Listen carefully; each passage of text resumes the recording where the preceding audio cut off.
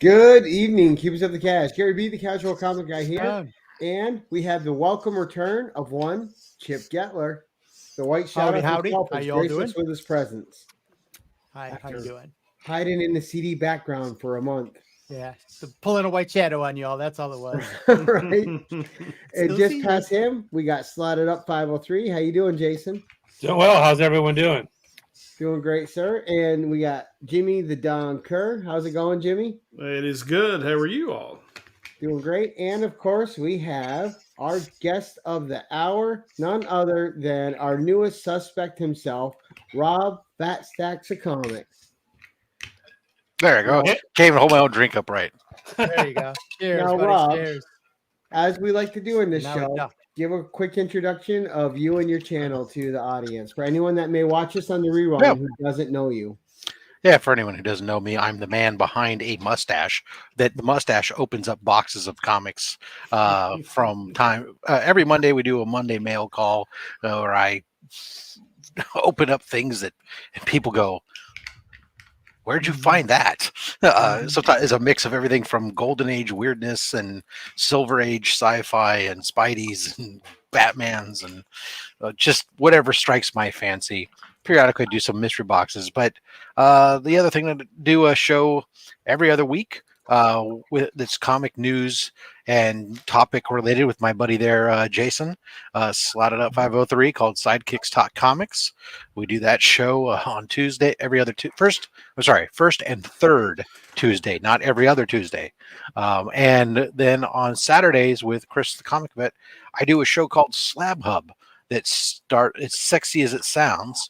It started off with me just showing off all my wonderful slabs, but now we get to the point where we have guests come on and bring on and share some of their slabbed comic books and start talking about their journey down the path of getting them slabbed and what they like about certain books and kind of their comic book, exploring their comic book collection and collecting.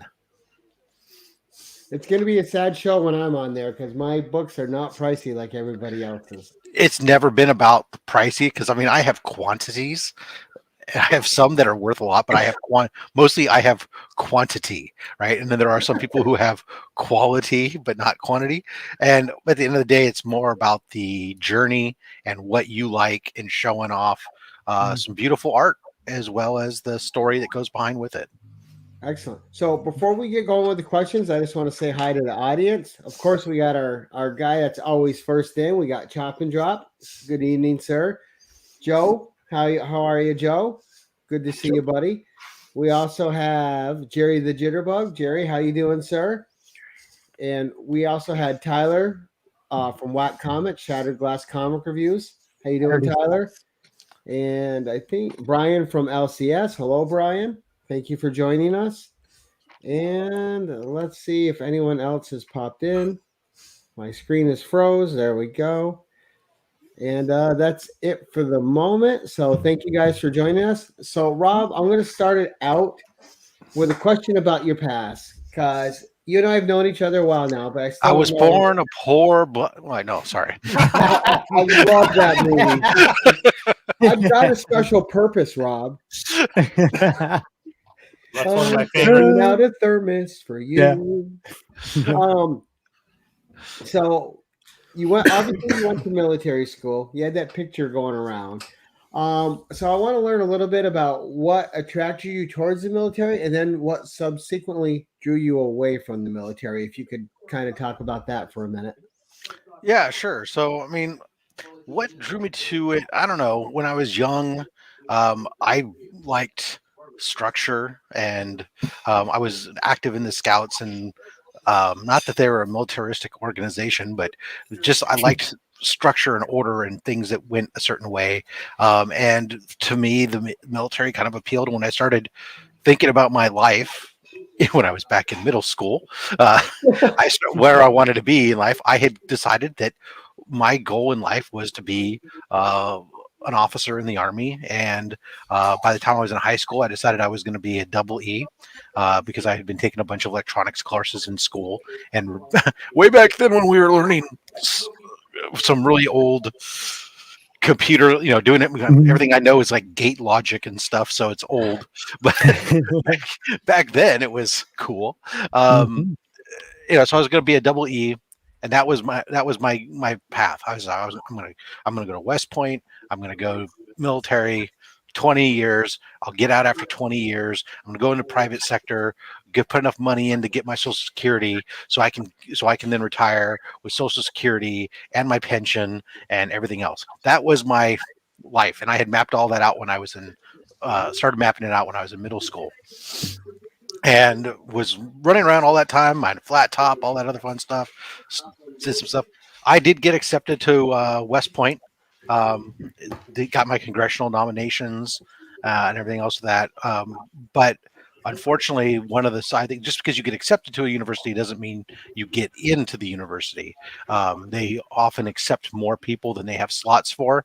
And it was a year where a lot of people accepted their positions, and I was down lower on the list and I got bumped. So they gave me an ROTC scholarship.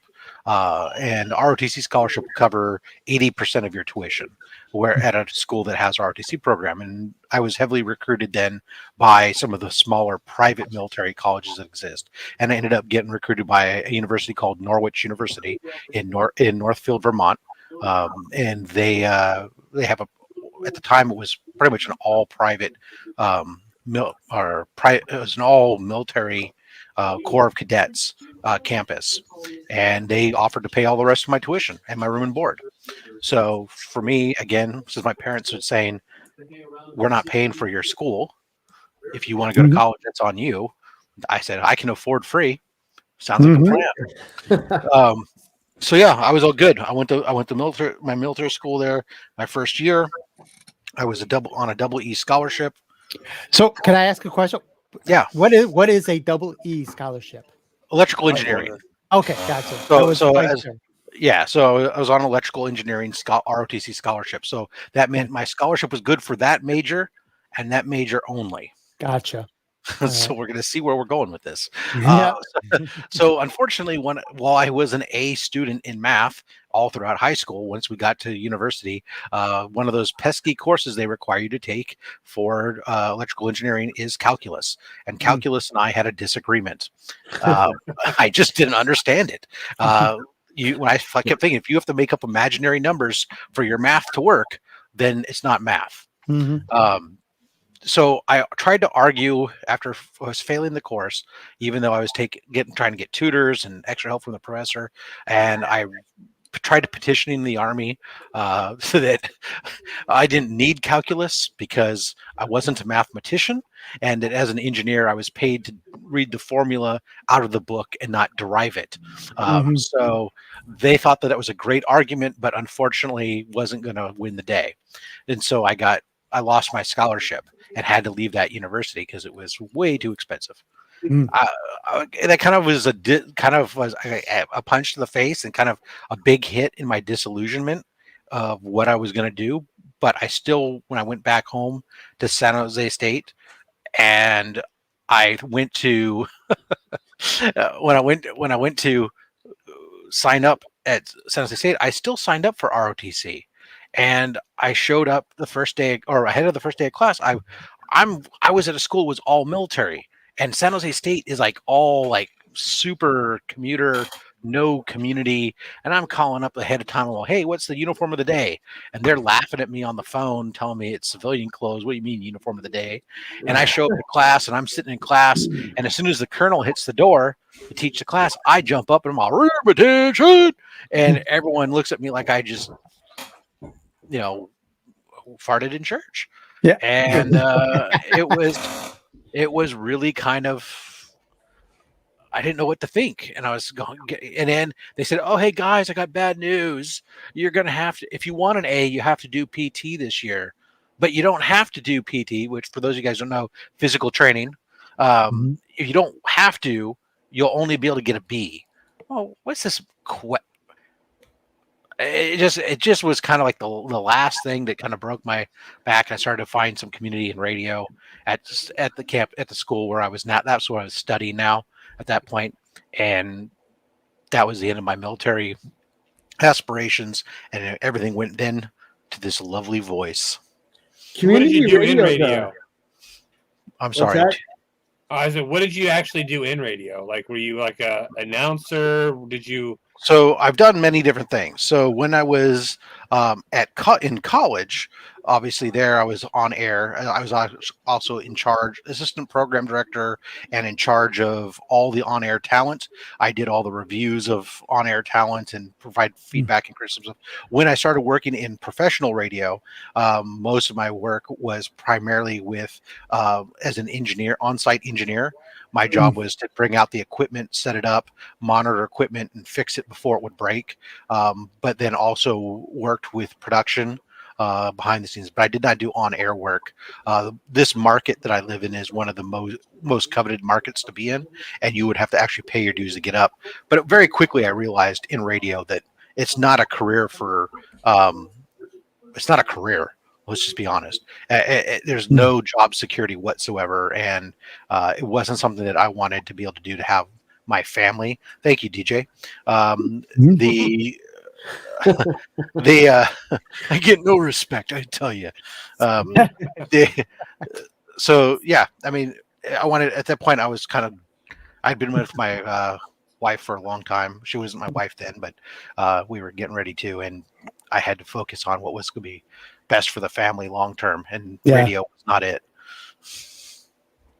Very cool. And radio programs today are tough. We have one in Rochester, and they go in different schools, but they're not in as many schools as they used to be. And they're having fundraisers yearly just to stay open. So even the radio schools that kids can go to for free in school as an elective, they're falling by the wayside, man. They're going away quick. Yeah. I mean, well, here's a dirty secret that I learned when I was working in radio. Nobody in radio has a degree in radio. I mean, it's like, and the only people in radio that have degrees are the business guys who have business degrees, right? So studying radio in school is really, you can learn some skills, but the degree is a piece of paper for when you give up on radio and you go to apply somewhere else and they say you must have a degree. That's what it's for. But with deregulation of the media in the late 80s and throughout the 90s, the consolidation of radio stations and stuff across the boards, stuff now where most stations are part of a conglomerate that has universal programming that's done all over the place in some central location and played across like 40 markets. And maybe you have a local DJ who does some voiceover work in between segments, but it's all canned. It's not live. There's nobody practically there, spinning records or anything anymore. Yeah, I got a buddy that went to, well, I don't know what school this is, but Brown was a radio school, and he does color commentary for like high school and college sports. Yeah, that's not much of a career, I guess, but he doesn't get paid well, but he has he has fun doing it. That's it. I mean, there's a lot of sports that's still one of the things that you can get a job doing is doing sports casting, because there are so many local small independent teams and high school and all these other things that do, depending on where you're at in the region, they do get that. That's a very different skill set.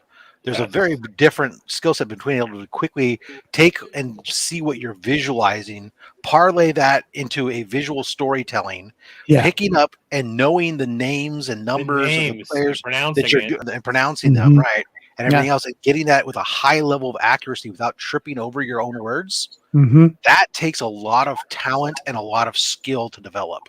The guy sitting behind saying, "Hey, you just listened to the Big Bopper spinning, let's go boogie." That doesn't take hardly any effort. And it's 90% of it is pretending like it's the greatest song you ever heard, even though you've heard it 75 times in the last 3 weeks. Right. Now, I want to ask you about this too, because since you brought it up, because my favorite broadcaster of all time is Doc Emmerich, who was incredible in hockey for years and years. As a radio guy, who's your favorite broadcaster? I know you're not a big sports guy, but well, I am a sports guy locally, but I mean, I don't care about national sports and stuff. And I really can't say that I have one. I mean, I remember growing up listening to Casey Kasem, Casey Kasem, right? yeah. Top 40, Yep. America's Top 100. You're Yeah. listening to Casey Kasem. This one moving up the charts. You know, but, That's pretty good. That was a good impersonation. but you know, aside from that, Now I he's got to can't- do Shaggy. The other Yeah. no. But so yeah, I I can't really say that there's one. I mean, I hate all the local DJs because I've probably worked with most of them, and so I know them. Therefore, I hate them.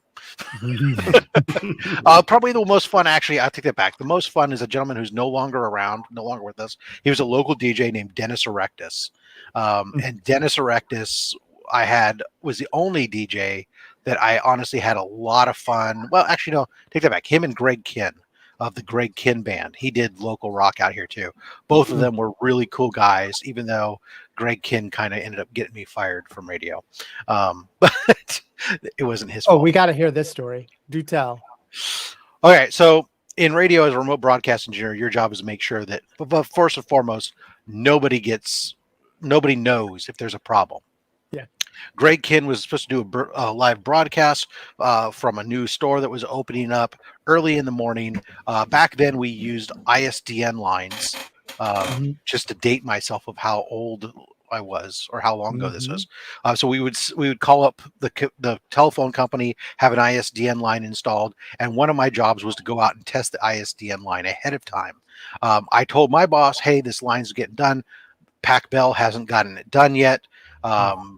They're saying this can be done on this day, but I'm on vacation that day and I won't be able to test it. Can somebody else go test it?" My boss said, "Have you ever had one not work?" Well, no, but he's like, "Oh, then don't worry about it." All right, whatever. So day of the event comes, I show up on site with all the gear and I go to set it all up. We can't find the damn line. And we're doing a morning show that starts at like 5 a.m. So I'm on site at 3:30 in the morning trying to set up. You know, there's nobody at Pac Bell for me to call at 3:30 in the morning to say, "Where's my line?" Because nobody could find it. The store doesn't know where the line was. They don't even know that the phone company even came. Wow. Later on, we found out they installed it next door in an abandoned in a storefront that wasn't even being used. So it was useless to me. So I scrambled. I called the audible. I ran back to the station, dropped off the ISDN gear, and got up our portable broadcaster where I could bounce a signal off our tower. Managed to get line of sight on our tower, set it all up. Everything we're on the air on time. Everything's gold. Only problem is when we do a live broadcast with that, the DJ, in order to monitor what's going on, has to listen off of a little transistor radio. I forgot to grab the transistor radio. So he had to then listen off of monitor speakers that were, had to be positioned just right so you didn't get feedback. Yep. But still, everything was fine, especially since there was banter back and forth between him and the studio. And with the RPU transmitter, you're in real time versus ISDN, which would have a 3-second delay. I'm sure this is boring the crap out of everybody. But at the end of the day, cut the story short, his producer got pissed off that the talent didn't have his headset. And so his producer bitched to my boss, and my boss covered his ass by blaming me, even though he was the one who said everything was fine. Don't worry about it. So that's crazy. That is insane. Yeah. There he goes. He's called out nationally on YouTube, worldwide, years later. I can't name that guy's name, and I really don't care because that station doesn't even exist anymore. So who's got the last laugh? There you go. There you go. Go ahead. Okay. I know. I think Gary was going to ask a question. I was actually going to ask you. I was going to kind of switch it up a little bit because I know you and I share a passion for something that that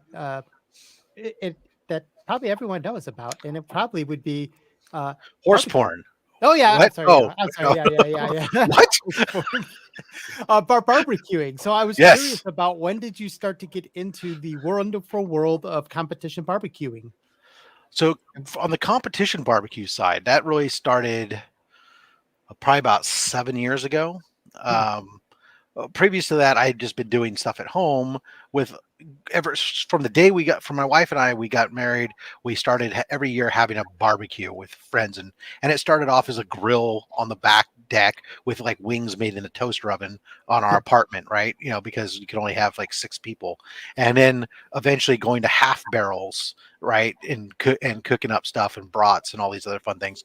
And then at one point I got my first smoker, a little $49 Brinkman, and cooked my first brisket, and people were like all blown away, and started working on it, making it better and better. And people kept telling me, "Oh, this is really good. You should go like compete and you should do stuff." And it was like a little bit more than your your regular person telling you, "Hey, this is really great. I really enjoy your food." You know, friendly compliment. I mean, they were like going out of their way to drone on and on about it.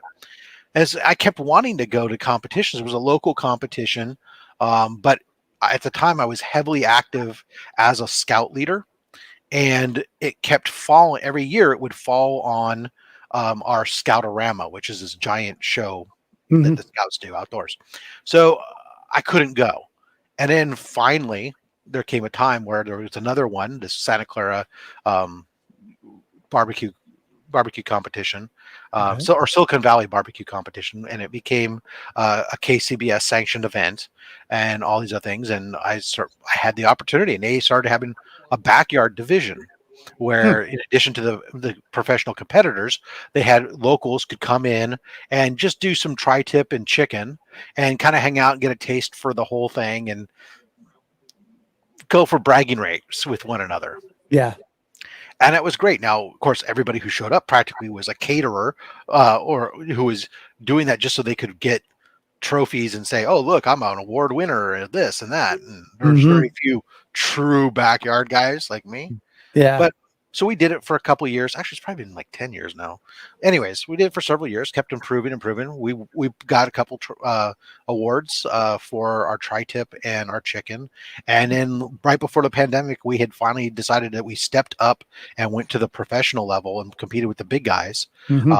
And the best thing that we could say is that we didn't finish last. There you go. And that was all that we cared about really going into it. And it was a true tale of those who have and the who's that don't, because people in the pros, they're growing up with these massive rigs and stuff. And we're showing up literally with I'm bringing my Weber Smoky Mountain smokers, and my cousin was bringing this Frankenstein creation of his own that he welded together. And that's what we're cooking on outside of a rented RV. That's awesome. That's too cool. The Walter White of barbecue. Dude, it was something, and it was exhausting. It was a lot of fun, and we learned there's a reason why they have these big crews of people. I mean, 2 guys, and we normally we would have 3, but even that would have been not enough. Is that when you have 4 different meats that you're turning in such a short time, it's just not possible for you to give all the different meats the attention that you need to give them. And so if something ends up getting overcooked or not, or whatever the case is, we didn't have anything that wasn't cooked, so everything got cooked, but there was a couple things that got overcooked a little bit, and it hurt us. Jimmy help you. He's good with a handful of meat. So I was trying not to go pornographic on it. Thanks, Gary. But I was going to ask you, what are you known for? What is your meat of choice? Okay, so for me, it's beef because I like beef. So I love brisket. I love short ribs. I love smoked chuck roast because it comes out like a brisket and stuff, and it's a lot quicker stuff. But what people tend to really get excited about is my pulled pork. I don't care for pulled pork necessarily.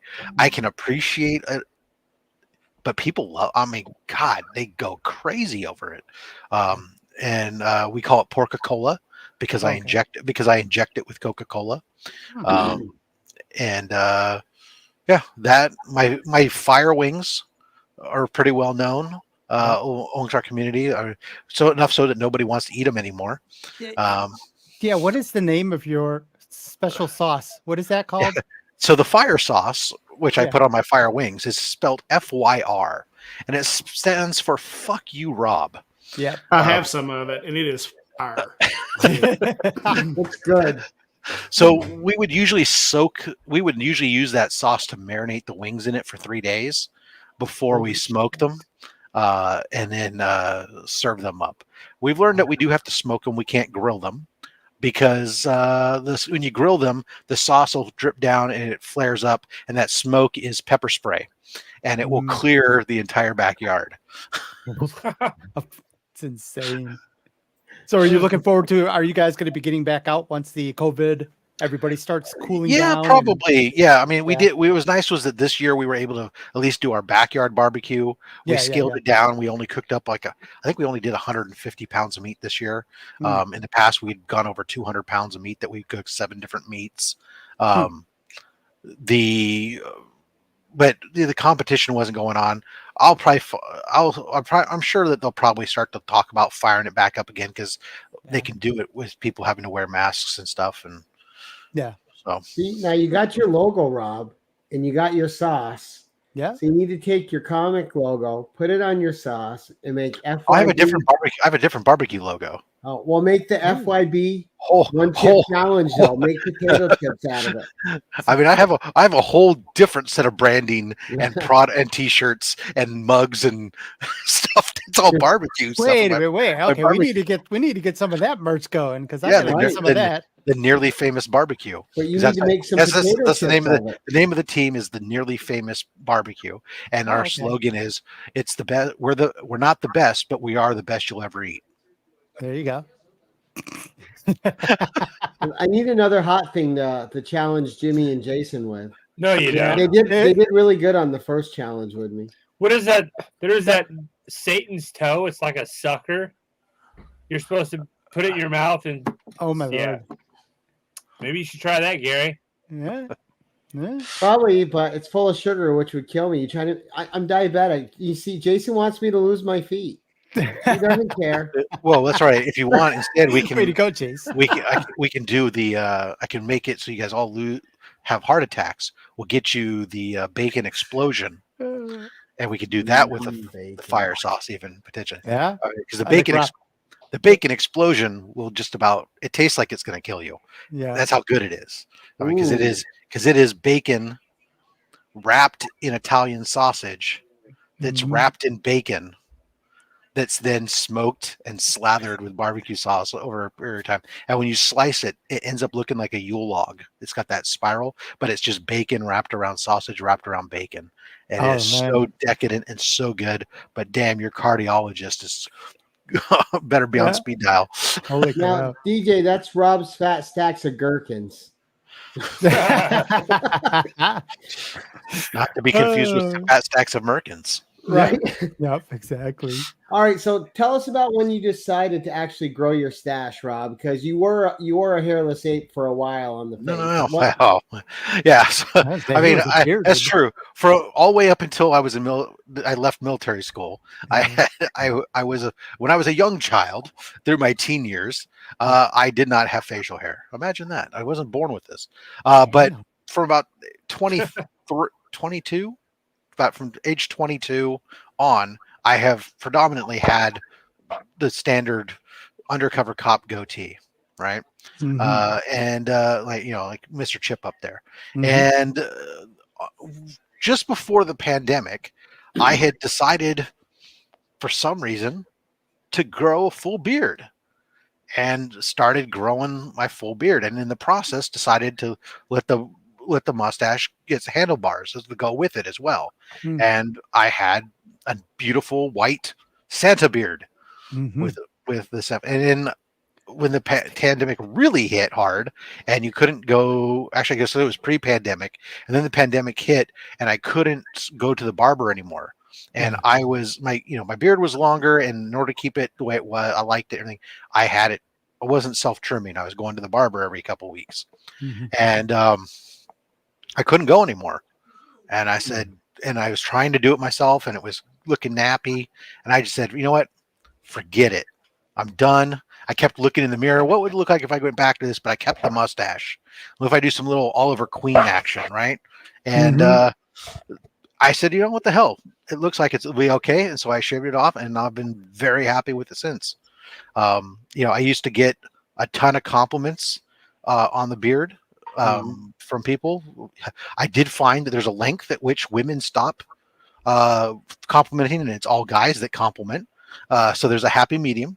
But but universally, women would sit there and go, "Wow, I love that mustache," and it scores really high apparently on with the older demographic. I don't know if that's a good thing or not, but times get tough. You could always start up another OnlyFans, right, another one, unlike your first one, right. So yeah, I don't know. It's one of those things that's been great. I love it now that it's trained well, and it. Yeah. I couldn't imagine getting rid of the handlebars now at this point. It's your trademark. I mean, it's like everybody who knows you, the mustache, the trademark. Yeah, if it went back to really... just like the straight, it's whatever. Yeah, exactly, definitely. I think Jimmy would look good with a handlebar mustache. It does keep me though from being mistaken as an undercover cop now, because I used to get that all the time as being a large man with no neck, bald head, and a goatee. It was like, oh, that must be a cop. But but with the handlebars, all of a sudden it's like, nah, that's not. Yeah, he's good. Yep. I've never had facial hair, Slot. Never. Yet he's a goatee. Really? Huh. Never. I just, for me, it's like I hate shaving in general. So like this is it. I like let this stuff grow, and then I'll eventually get to the point where like, all right, I gotta shave it off, trim it up, and then I just let it go for a little while because I thought you see the thing was the beard. What really kind of drove it away, other than just the trimming up everything, was I'll tell you, I've joked about it that I didn't realize that you had to be such a woman to look like such a man. Yeah. And what I meant by that was, I didn't when I had just a standard goatee for all the time. I mean, I shaved my head and that was about it. There was nothing. No product was water. That was about the extent of it. Mm-hmm. And when I started growing the full beard, and started realizing that, that you really to have it look right and clean and straight and well kept, that I always have to do these oils and this balms and the frickin' I had to go get a hair dryer. Yeah. I'm like, what the I have no hair on my head, but I got the frickin' biggest hair dryer in the house. The boy's hair brush and exactly. 3 different brushes, different combs. Yeah. It was Did you get the oils too? The beard oils? Yeah. Live bearded, baby. I still use the beard oil, especially since I have psoriasis, and so it helps to control. The oil helps to moisturize everything as well. So it's really for your skin and not your hair. Yep. See, I learned something new today. You have psoriasis, so do I. Yeah. So Emerald is my friend. Let's finally bring it to some comic books. Yes, let's. Now, did the Great Wall of Comics come before the YouTube channel, or did it come to start the YouTube channel? It came first. Although its original iteration was very different. The original iteration of the Great Wall of Comics was I had gotten a whole bunch of facsimiles and had stuck facsimiles in top loaders. And the top loaders then had a command strip stuck to the wall. And I just had them up on the wall, and my desk at that time used to face the wall. And so it was really just for me and people walking in the house. But it was kind of cool. You'd walk in, people go, oh, first Justice League. Oh, Flash of Two Worlds. Oh, first, you see all these great books, but they were all facsimiles. So I didn't, I had a few people walk in the house that didn't really know anything. They'd see them and they go, "Oh my God, those are some really super expensive books." No, those are all like $4.99. Yeah. But then it slowly evolved. Once I started getting into slabs, then I decided to start. I still had those up, and I had like 4 slabs way off to the side, and then slowly it just kind of took over. And became bigger and bigger. And the desk, when we started working from home, and work gave me some money to upgrade my office space. Got a new desk, turned it around so I could have this behind me, and I gotta do that with work. Holy crap! I just thought about yeah, that. that's why I great like idea. some of my earlier videos, especially the ones with the full beard and stuff. You see that the cameras are I'm facing the other way, so you end up seeing my couch and my TV and stereo equipment behind me and stuff. And Yeah. I used to get some compliments. People would sit there and they'd try to identify the audio equipment back there and go, "Oh my God, you got some crazy audio equipment," you know. Yeah.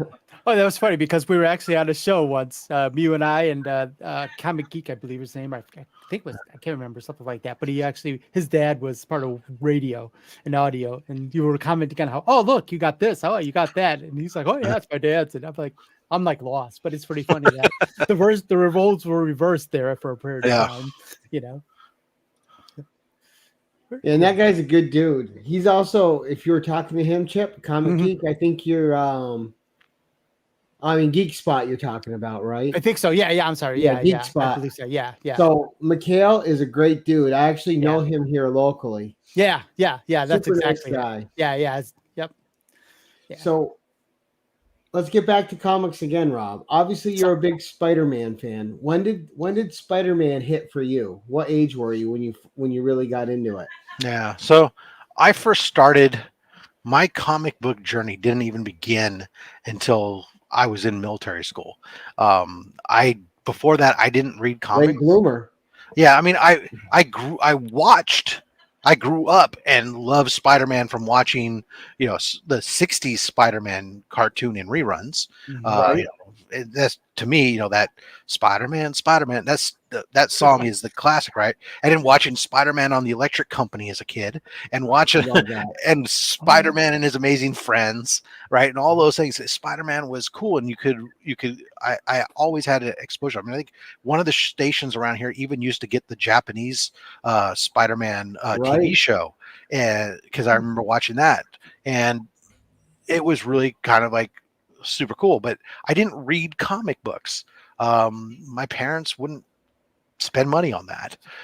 So when I was finally at military school and I was looking for something to do, you couldn't, early on when you start those type of experiences, you don't have a lot of privileges. You can't have your radio. You can't have a lot of stuff. So but one of the things you could do is you could go down to the bookstore and you could get something. They had some spinner racks, and so they picked up there were some books there, and I picked up was the first couple books I picked up was a Fantastic Four book, and and then of course my main man, Spider-Man 2099. That was right when I started doing it. Spider-Man 2099 came out, and I already was somewhat familiar with Spider-Man, but that was it. So Peter Parker was then shortly thereafter came after as I started expanding my comic stuff, and I've always been I was a geeky kid as a kid, at school. Imagine that, being the straight-laced kid who didn't want to get into trouble and had planned his career from middle school and stuff. It wasn't exactly running up popularity charts, if you could imagine. So I could relate to all that stuff. We were so the opposite. Yep. Yeah. Chip actually burned down his high school. I'm telling you. We used to, no, I'm not even going to go there. That's for my version of. So how'd you branch out from there? What other characters did you come to fall in love with that became important to you in your comic journey? Well, early on, in my first iteration, it was primarily focused on Spider-Man, Fantastic Four, the 2099 universe. I mean, I read all of them. And Wolverine. Wolverine, I didn't like the X-Men as a whole, but Wolverine I kind of dug. I mean, he was cool. He was the badass, right? And so I had was reading it all the way, and then all of a sudden they ripped his adamantium out and he became a fucking, pardon my language, sorry, Gary. It's okay. This show's always been open for that. They ripped all. He became a just this feral beast, and I got bored. And when issue 100 came along, they didn't restore his adamantium. I gave up. And then on him, or started giving up on him.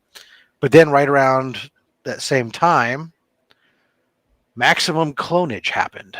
Mm. And I didn't like that. Mm. So I quit collecting comics, sold off my entire collection, and didn't get back into comics until much, much later. Wow. So how do you pair comics and barbecuing at all? Like, are you outside reading like on Whack Comics, where I crack Yeah. open slabs and wrap my meat in comic books. That was an awesome episode. You didn't see that? You didn't see that, did you, Gary? I haven't yet. On the episode of Whack, fantastic. on the episode of Whack Comics, I cracked open a slab and ripped the book out and tore the pages out of the book and wrapped the meat in the comic book newspaper and then threw it back in the smoker. Yep. Nice. I still got to watch it because I'm behind on 2 of theirs. You're one of them, and then I'm behind on 10 questions on Jimmy. Yeah. Well, But I bet you Gary B's watched The Thing 36 times this week. Yeah. So, Chip even makes a guest appearance in my episode of Whack Comics. Yeah. It's Yes, called he does. Priorities, So Jason. Damn. Fair. It's a fair cop. That's right. So normally, no. Normally I don't. My comic books, I like to preserve them. I'm very meticulous about them. So handling meat and handling comic books would Now, just how not big be of a my reader corner. are you though? Because you do have a lot of slabs. Right. Do you spend a fair amount of time reading books too? So every week I go down and I have a bunch of books on my pull list, and I try to read probably 75 to 80% of them, not counting the variant. Actually, probably closer to 90% when you exclude the variants. Right. Right, because obviously you're not rereading those again. It is a challenge. I mean, I do have difficulty reading. At times, it's a challenge to read for extended periods of time. It takes a lot of focus, and that becomes exhausting. So I tend to do it in spurts, or a little bit here and a little bit there. I try to keep it next to me, so when I have slow time at work and I'm in between stuff, I can read a few books. Unfortunately, I was all caught up the other week, and now the stack has grown again because work hasn't let up. But I do read a lot of the stuff that I'm picking up these days, like the Batman and SpiderMan and Star Wars, and I don't. Although I am just collecting and not reading Strange Academy. Although everybody tells me I'm an idiot because it's a great read. Academy is fun. Right. I have the whole bed. If I decide to go in and take a look and read on it, I can. I just haven't done it, probably because of magic and sorcery doesn't really appeal to me very much. But yet for some reason, SpiderMan appeals to you, right? Oh God, that didn't. There are at least 5 issues that I did not read of Nick Spencer's run, and several more that got a. All right, I'm done. I didn't even put that much effort into it after the 5th or 6th step. I'm like, that's it. I'm done. Right.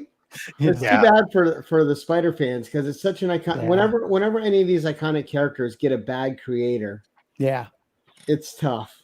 Yeah. So yeah, I mean that's it. I have a bunch of trade paperbacks here to read too and stuff, and if I can, I do. But I'm not. I kind of would say I'm kind of a mix of a collector reader. I mean, I don't. There's a lot of stuff that I get, especially the older stuff I get. There are some that I find myself reading. Like I will say I did for a extensive time when I was working on when I was focused on my Batman run. And I would find myself in the garage, supposedly rebagging and boarding them, and I'd be like reading issue after issue after issue of Bronze Age Batman and stuff, which is great. The Silver Age Spideys that I've been getting, I tend to look through them. I know most of the stories just as well I'm looking at, but I don't want to spend a lot of time handling the books because some of them aren't in great condition. So it's kind of like okay, let me go through it and see it's there and admire again that art and that smell. Now, let's ask you your question that you like to ask. All right, so you get the opportunity of a lifetime. Because I wanted to ask you this since you're going to be the guest. You can fix any franchise, Marvel or DC. Where do you go and what do you do? I go to Marvel and I bring back Spider-Man 2099. Miguel O'Hara. Oh, that's a surprise. Right? Yeah, you know, I mean, I'd love to sit there and say I'd go to regular Spider-Man, and I probably would in reality go there and put him back with Mary Jane and get them married again, and give the man a little bit of something positive in his life for a little bit. I mean, I understand that, you know, here's a character who's gets beat down constantly and keeps getting back up, and that's kind of like his thing, and he's defined by his loss and his stuff. But I mean, at some point, how do you justify a character keeps getting back up and doing it over and over again if he loses everything that's close to him and never gets to enjoy being, you know, being just himself and his family and stuff. And I think the biggest tragedy they ever did was ripping Mary Jane away from him. Yeah, because not only was she a great character and great dynamic in there and gave him something at the end of the day to come home to, but she herself proved to be an amazing superhero in her own right, in always being the rock that no matter what happened, that who did Spider-Man turn to when he didn't know what else to do?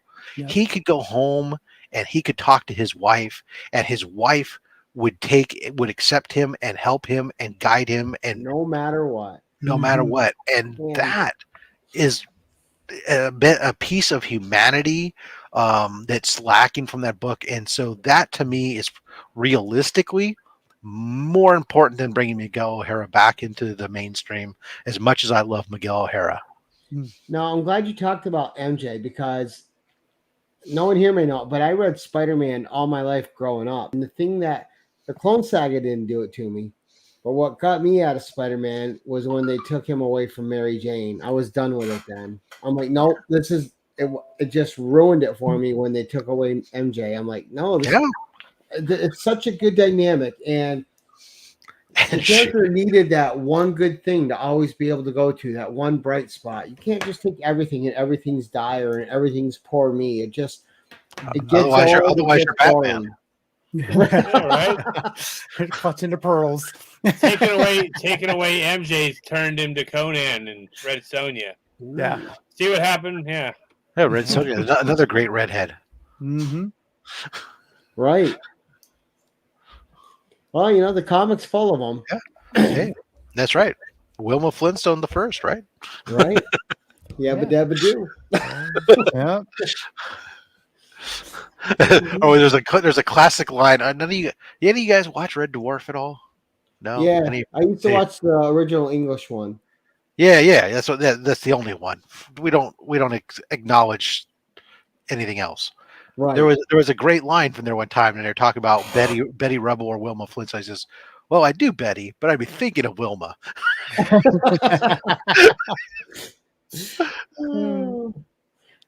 on, Jimmy, you're so quiet. You have to have at least one question.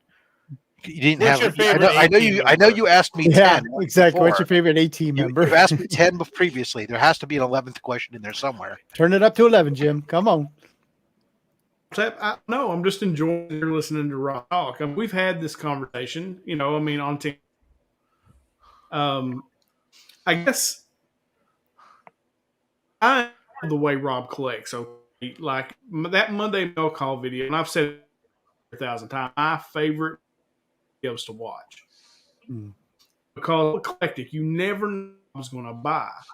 Yeah. So what's drawn you to the Golden Age stuff? Like, you know, because I know you do a lot of Spider-Man runs, but you have been buying a ton of Golden Age stuff late. And what do you look for in the Golden Age books when you're looking to buy them? Yeah. So I like, I guess the easiest thing to say, shiny things, right? I like art. I'm buying stuff for the art. And One of the things that I started going down this collection on the Golden Age books, on some of them, is that there's a lot of books out there that have amazing art, but just for whatever reason aren't the it thing to collect right now, and are super affordable. There's a lot of Golden Age books that are very expensive. Don't get me wrong, but if you just want to have, and this was my initial thing, is I just wanted to get a sampling. I wanted to get a sampling of Golden Age books so I could put a row on the wall of Golden Age books. So I started going, okay, let me get a Green Hornet. Let me get a World's Finest. Let me go get a Buck Rogers. Let me get a, Flash Gordon. Let me go get a Dick Tracy. Some of these classic characters, a Joe Palooka. And I started looking at, you could get some that have great looking covers. And sometimes it costs me $30, and sometimes they cost a little bit more, but they're not. They're infinitely cheaper sometimes than some of the Silver Age books, and I feel that. And when I find one that is a really good price, has art on it that calls to me, and it's in decent to good, pretty good condition, I feel obligated to go and grab it and add it to the collection. I mean, that's exactly what happened. This World's Finest Comics, it was one of these books that I saw it, and I was just like, I wasn't on my radar, but when I saw it, I said, my God, there's just something about Batman, Robin, and Superman driving midget cars or whatever that just cried out some of that whimsy that World's Finest Comics did in those first 75 to 80 issues. And the book looked in really great condition, and I was able to pick it up at a good price. And when I sent it off to CGC, and it comes back 6.0 white pages, that's and you start to think about it. That's a 1946, 46, yeah. You go, that's a freaking old book to be in that kind of condition. I feel obligated to preserve it. And then some of the, then I've just started going down that sci-fi rabbit hole. So I grew up really into science fiction and stuff, and so the worlds of bubble helmets and ray guns and robots, and they're awesome. Just like, it just speaks. Almost every one of those covers speaks to me somehow, and I feel like I have to own it because it's so amazing. So yeah, that kind of just how I kind of got down that path, and I periodically will look, but I'm always usually with Golden Age books. It's usually I'm looking for value. There are a few big books that again that are out there that I'm interested in the Golden Age, but for most part, it's just their value pickups with covers that speak to me. Let me ask you something, Rob. So, and I think this is happening to me. I know it happens to a lot of people. Like when you kind of got back into it, we're starting to buy things. Has it changed a lot? Like I know I've watched you evolve on just on your channel. Like you were picking up a lot of variant covers. A lot of Star Wars stuff. You were doing a lot of the variant covers. A lot of the slabs that you have. If you watch Slab Hub, are these beautiful variant covers, a lot of J. Scott Campbell, usually Mary Jane. But it seems to have kind of progressed into a lot of, I don't know, it's so wide variety. Literally, if you don't watch Rob's Monday Mail, you never know what he's going to open. Like I love it. I mean, like I think it's so interesting. I love the way Rob collects. I'll say that again. Just absolutely love it. Yeah. Yeah, no, you're right. I can't tell if Jimmy was saying something else, but no. So yeah, early on, the variant bug really kind of was big for me. But fortunately, I mean, it was getting a little bit expensive. But more importantly, thankfully, the books that I was interested in stopped being the big books, and so all these companies that were producing all these 300 variants, they all basically started producing all these independent books instead that I don't care about and not anything wrong with Something's Killing the Children and Stray Dogs and all these other ones that a lot of people love, but they don't speak to me. And so I don't care. So it was really easy to kind of make that break. I still peruse to some degree the same sources and get the emails from variant covers. And I do occasionally pick some up here and there.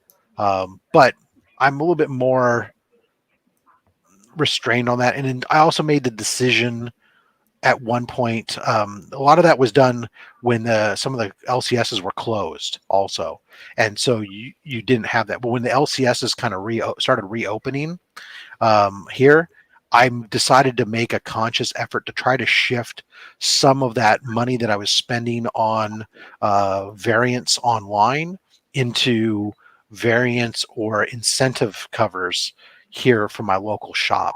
And so now today I do pick up almost every week a couple of incentive covers from my LCS, and I'll try to order variants there through previews and stuff from there. So with my LCS, I can support my local shop over the big conglomerate stores.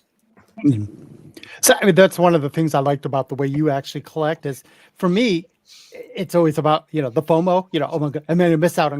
I bet I gotta get this. Oh, that's a number one. I better grab this one. Where you're just kind of like whatever. Yeah, he doesn't you're care. not worried about that's what that. I love. There are a few. Awesome. I do catch myself occasionally. Like I did go grab. I got onto the Noctera after everybody was doing it, but fortunately, right before I went back and picked up the issues of Noctera and stuff before the announcement of the show, and so and when it did announce, I went and grabbed a couple more number ones, but.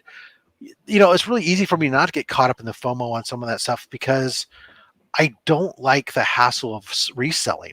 Yeah. And I mean, I do it on occasion with some stuff, but every time I buy something with the intent of reselling it, I just despise the process and I feel dirty and not against anybody who does it, but it's just not me. Yeah. And so you don't want another job.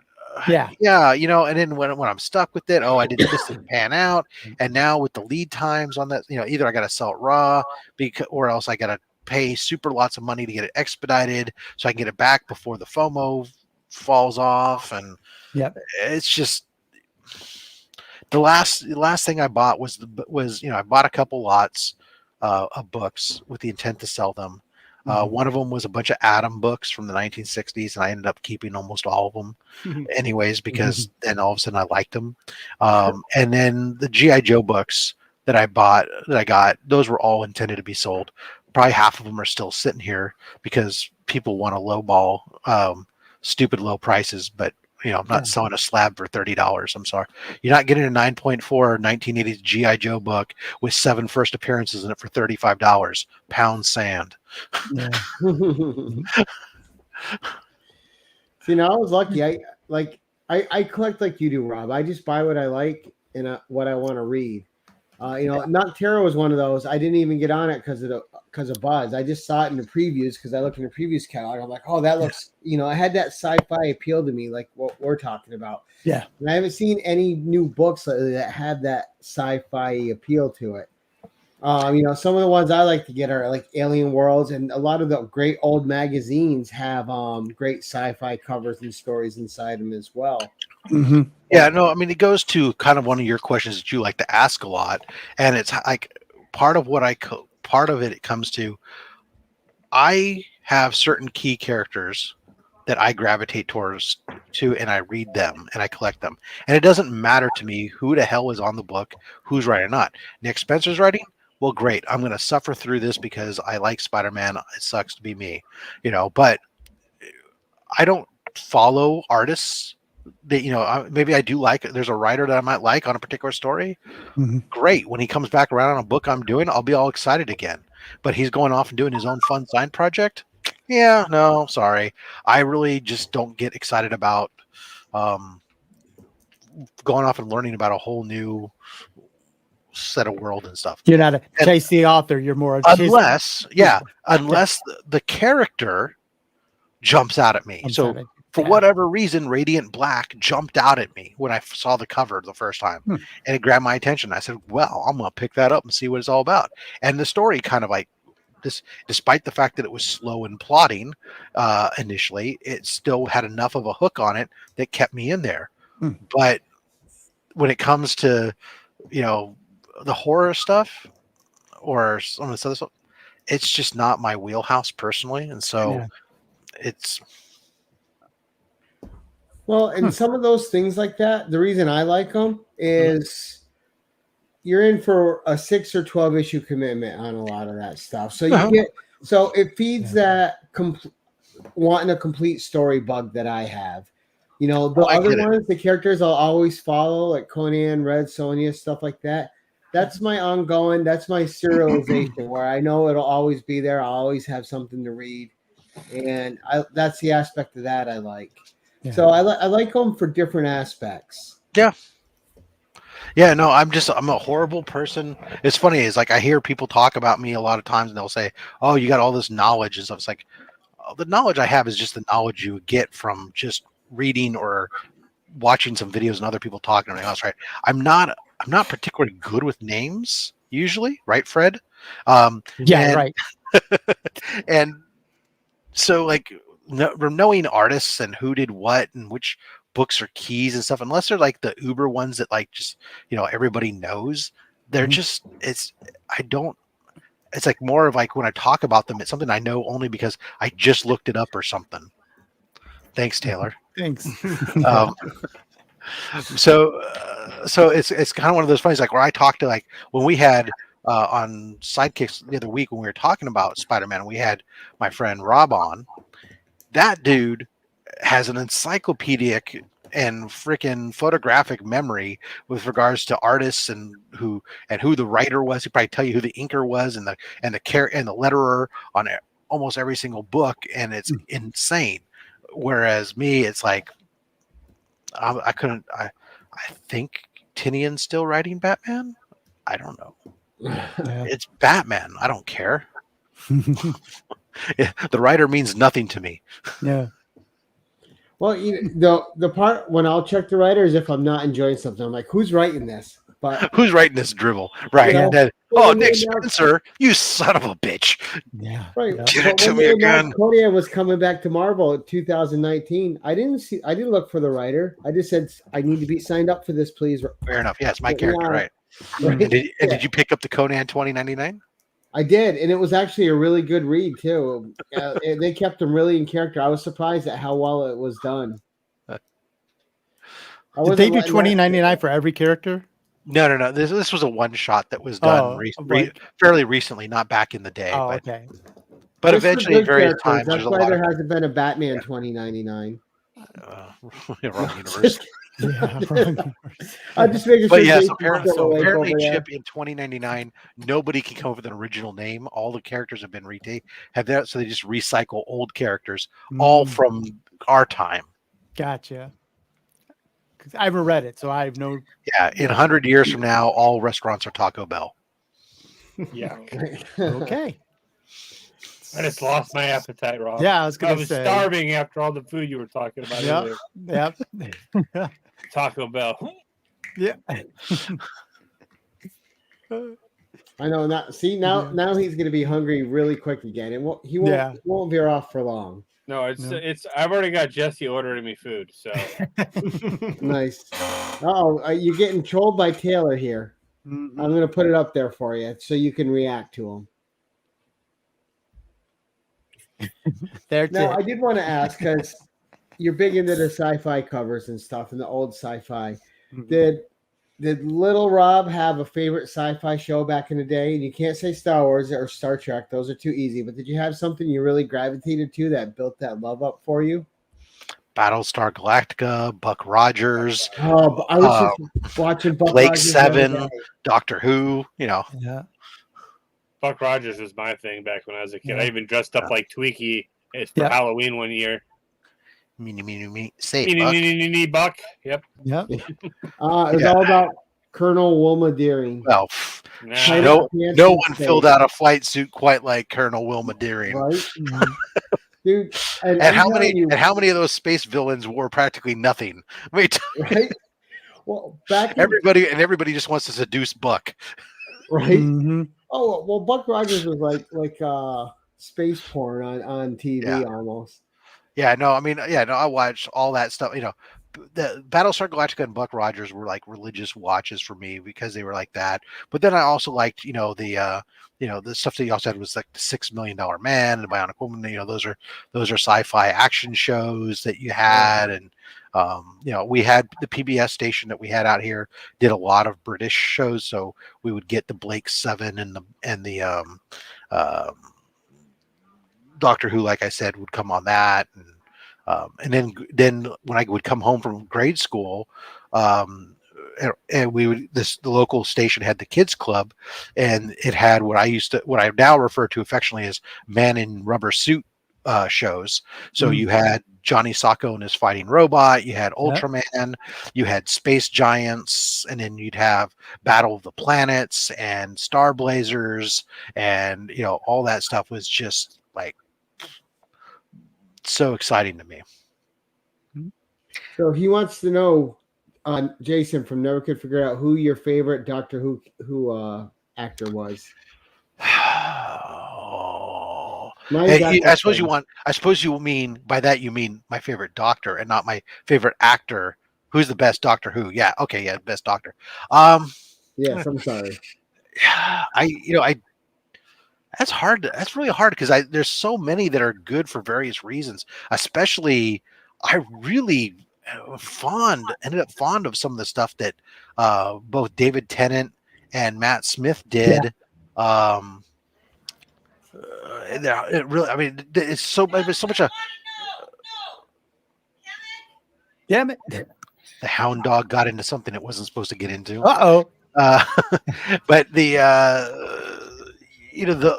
show is such a different show than it was back then. And so Tom Baker was great, but man, I don't know. I thought David Tennant was like the greatest, and then there were certain elements of what Matt Smith ended up doing with the character, despite how he came on initially, that I really became affectionate for him, for his portrayal of the role. Yeah. And I agree with you 100%. I was a huge Tennant fan, loved that. And then, of course, when Matt Smith came out, I was kind of like, really? It's like, but yeah. Chicks love the bow tie, and it was like, this is awesome. But at the end of the day, if you're asking who my favorite actor was at all on the show, it's Billy Piper. Yeah. Oh, Rose was the best companion. Yeah. Yes. Mm-hmm. Yeah, she's a singer too. But I did like Eccleston a lot. I thought I was really sad when he was only on for the one season. Me too. He was my favorite Doctor Who, actually. Yeah, I thought he did a great job in the role. Very underappreciated for a long time. And him and Billy had great chemistry. Yeah, but something obviously happened on that show because he refuses to come back for stuff, and so I don't know. But yeah, no, Eccleston is definitely up there, very, very good. Man, Matt Smith and River Song, yeah. Oh my God, all that stuff was so good. I love River Song. Yeah. Yeah. So I mean, there's some great stuff. That's why it's been so.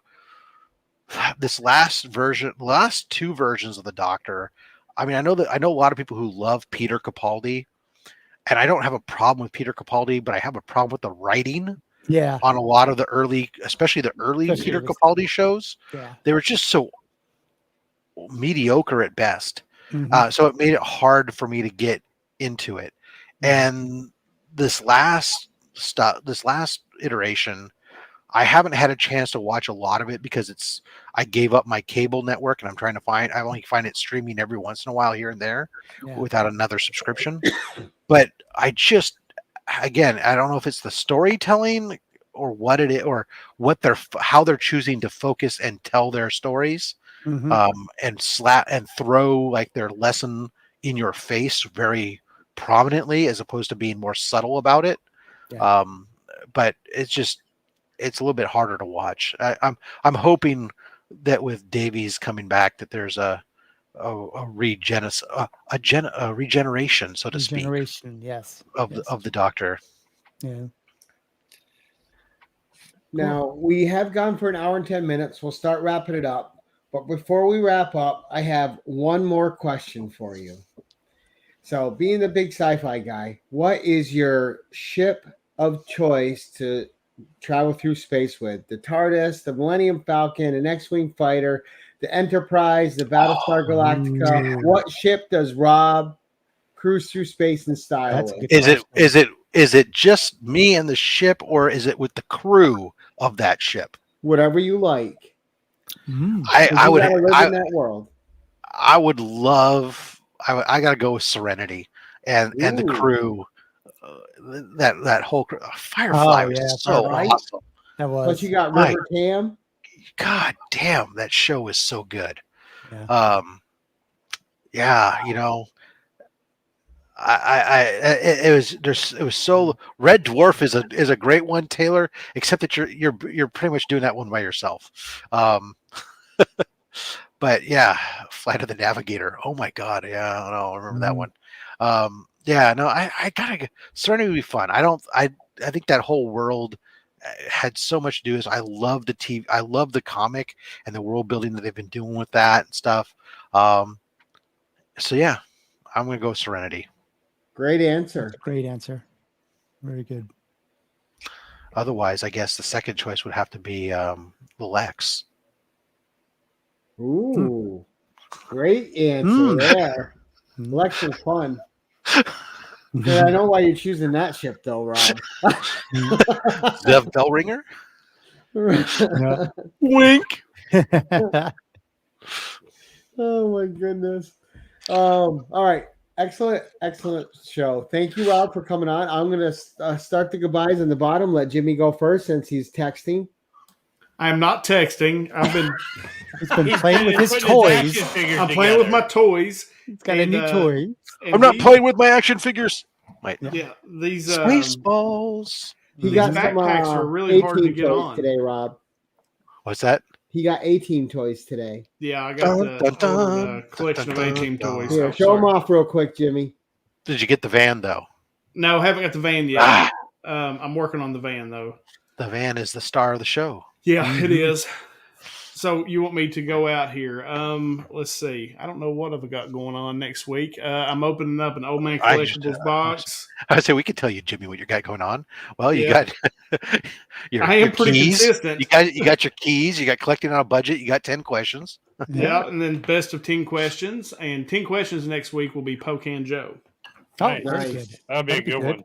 Yeah, I can't wait to talk to him because I mean he has another channel. Did y'all know that he has another channel, not just the comic book channel? Yep. I knew that, but I didn't know what it was. It's called Evil Layer, by the way, Yep. if anybody wants to know.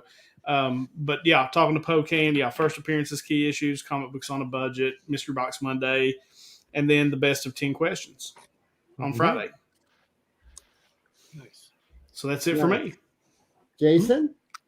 I've got a giveaway coming up. My Grow Together thing happened. Like all the channels finally hit their mark. So I've got a slab that I've saved for the giveaway, and I'm going to give that away. I've got a box that I just received that I'm going to be opening. So with a bunch of goodies in it. So other than that, not a whole lot. The box could have anything. It could be a It boat. could have anything. Even a boat. Mr. Gettler? So for me, well, actually, I did have a question though for Rob. One final ahead. question, if I can, sir. I want to know who are the three people? Yeah, I said maybe 3 people. Oh, okay. Who maybe are those 3 people? Well, my wife. Okay. Good answer. And Jimmy. And then there's the person I refer to as my sister, who's not really my biological sister, but I grew up together with her since I was 3, and so I consider her my sister. She's definitely the second, and the third person we can leave it open for you to imagine and pretend it might be you. It's me. It's me. It's me. It's got to be. No, actually, I just always wondered. It's like I wonder who you. Yeah, would say the it's 3 just people are. it's just That's awesome. So, Comic for me, Journey, I don't have much going on other than I have a couple of I got some packages coming in, so I'm dropping a video tomorrow. I've been inspired by someone to start the old coffee and a comic again, so I've been trying to drop those on a consistent basis again. And yeah, that's about it for me, man. So nice. Trying to get back into it after work is taking me down. So all right. For me, I got my Savage Saturday comic review going. I got a Dollar Bin haul video dropping in the morning. I will probably do some kind of Sunday Savage haul, or I might just take a day off from everything. I haven't decided yet. But I started my new Women of Power Wednesday comic review, which has been fun because I'm going back and rereading a lot of stories I love. But that's it. Just staying on course with what I always do. And Rob, as always, we're going to let you say the last goodbye. You are our guest today. I just wanted to say for Comic Journey, when he said he wants the ship from Spaceballs, does he want Spaceball 1 or does he want the Winnebago? Oh, Because you there's got to go Winnebago. I mean, Yeah. right. The Eagle 5, right? Anyways, so yeah, I've got tomorrow I will be smoking a spatchcock chicken. Oh wait, we're talking about the other part of my life. That's all in prep for turkey. You have to build up to the turkey, the grandiose thing. Tomorrow's Friday morning, so I'll probably be on banter. But more importantly, on my show, my channel, Saturday we have Slab Hub at 11:30 Pacific, 2:30 p.m. Eastern. The comic vet joins me, and our guest this week will be Adrian Panda Awesome 316. So a little sexual harassment panda going on. And then Monday will be another mail call. I can tell you that there's a good mix, some Silver Age books in there. And I have somewhere in, I think next week, I should have a long lost shipment back from CGC with some older books, some old, where am I? I don't know. Anyway, it's got a bunch of older stuff in there, mostly looks like Bronze Age. There's a little bit of Silver Age stuff that should be coming back, and we'll be doing that CGC opening. Nice. Everybody loves slab opening. They do. They really do. And so that'll probably be, if it comes back in time, I'm going to try to get that on Thursday because I like to have something on Thursday. Nice. All right. And this is part of the show. Guys, thank you so much for all of you joining us in the audience tonight. We had a great turnout. Rob was an awesome everybody. guest. Thank you guys for having me. Thanks to guests for coming out. Appreciate you all. Make sure you subscribe, everybody here, especially if you're not doing Gary. Make sure you get him because he's always trying to get everybody else, get you subscribed. And if you find yourself where you haven't subscribed to Gary, I should look at the camera.